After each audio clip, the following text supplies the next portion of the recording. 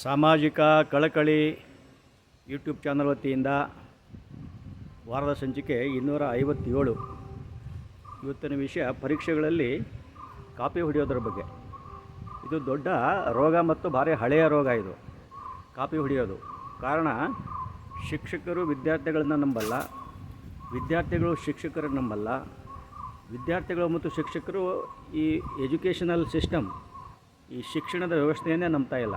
This is the problem of the primary and secondary and other educational.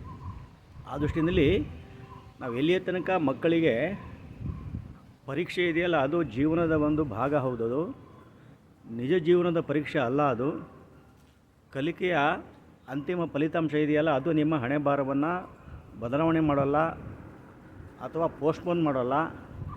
ನೀವು ನಿಜ ಜೀವನದಲ್ಲಿ ಅನೇಕ ಪರೀಕ್ಷೆಗಳನ್ನು ಪ್ರಶ್ನೆಗಳಿಲ್ಲದೆ ಉತ್ತರಗಳಿಲ್ಲದೆ ಎದುರಿಸಬೇಕಾಗುತ್ತೆ. ಅದರಲ್ಲಿ ಈಜೋದು ಹೇಗೆ ಅಂತಕ್ಕಂಥ ವಿಚಾರವನ್ನು ಅವರಿಗೆ ಪಠ್ಯಕ್ರಮದ ಮೂಲಕ, ಉಪನ್ಯಾಸಗಳ ಮೂಲಕ, ಅವರ ತಂದೆ ತಾಯಿಗಳ ಮೂಲಕ ಮತ್ತು ಸಮಾಜದ ಮೂಲಕ ಹೇಳಿಸಿದೆ ಆದರೆ ಅವರು ಖಂಡಿತವಾಗಲೂ ಕೂಡ ಒಂದು ಪ್ರೊಡಕ್ಟಿವ್ ಯೂನಿಟ್ ಆಗಿ ನಮ್ಮ ಸಮಾಜದಲ್ಲಿ ಬದುಕಲಿಕ್ಕೆ ಸಾಧ್ಯ ಆಗ್ತದೆ.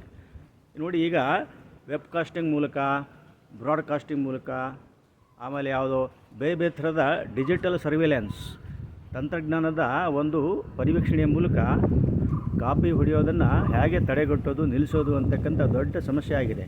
ಆ ದೃಷ್ಟಿಯಲ್ಲಿ ಇವ್ಯಾವೂ ಕೂಡ ವರ್ಕೌಟ್ ಆಗಲ್ಲ. ಅಲ್ಟಿಮೇಟ್ಲಿ ತಾತ್ಕಾಲಿಕ, ಅಂತಿಮವಾಗಿ ವಿದ್ಯಾರ್ಥಿಗಳಲ್ಲಿ ಆತ್ಮಸಾಕ್ಷಿ ಪ್ರಾಮಾಣಿಕತೆ, ಶಿಕ್ಷಕರಲ್ಲಿ ಆತ್ಮಸಾಕ್ಷಿ ಪ್ರಾಮಾಣಿಕತೆ ಮತ್ತು ಈ ಶೈಕ್ಷಣಿಕ ವ್ಯವಸ್ಥೆಯಲ್ಲಿ ಆತ್ಮಸಾಕ್ಷಿ ಪ್ರಾಮಾಣಿಕತೆ, ಈ ಮೂರು ತತ್ವಗಳು ಒಂದೇ ಹಾದಿಯಲ್ಲಿ ಸಾಗಿದರೆ ಮಾತ್ರ ನಮ್ಮ ಶಿಕ್ಷಣ ಗ್ಲೋಬಲ್ ಲೆವೆಲ್ನಲ್ಲಿ ಅಥವಾ ದೇಶದ ಮಟ್ಟದಲ್ಲಿ ಅಥವಾ ಏನು ಜಾಗತಿಕ ಮಟ್ಟದಲ್ಲಿ ಏನು ಸವಾಲುಗಳಿದೆ, ಸಮಸ್ಯೆಗಳಿದೆ, ಬೇಡಿಕೆಗಳಿದೆ, ಅದರ ಅನುಗುಣವಾಗಿ ಹೊಂದ್ಕೊಳ್ಳಿಕ್ಕೆ ಸಾಧ್ಯತೆ ಆಗ್ತದೆ. ಆ ದೃಷ್ಟಿಯಲ್ಲಿ ಅಮೂಲಾಗ್ರವಾಗಿರ್ತಕ್ಕಂಥ ಸಮಗ್ರ ಒಂದು ಬದಲಾವಣೆ ನಮ್ಮ ಶಿಕ್ಷಣಕ್ಕೆ ಅವಶ್ಯಕತೆ ಇದೆ ಅಂತಕ್ಕಂಥ ವಿಚಾರವನ್ನು ಹೇಳ್ತಾ, ದಯವಿಟ್ಟು ಚಾನಲಿಗೆ ಲೈಕ್ ಮಾಡಿ, ಶೇರ್ ಮಾಡಿ, ಸಬ್ಸ್ಕ್ರೈಬ್ ಮಾಡಿ. ಪುನಃ ಮುಂದಿನ ವಾರ ಹೊಸ ಸಂಚಿಕೆಯೊಂದಿಗೆ ಬರ್ತಾಯಿದ್ದೀನಿ. ಎಲ್ಲರಿಗೂ ಶುಭವಾಗಲಿ.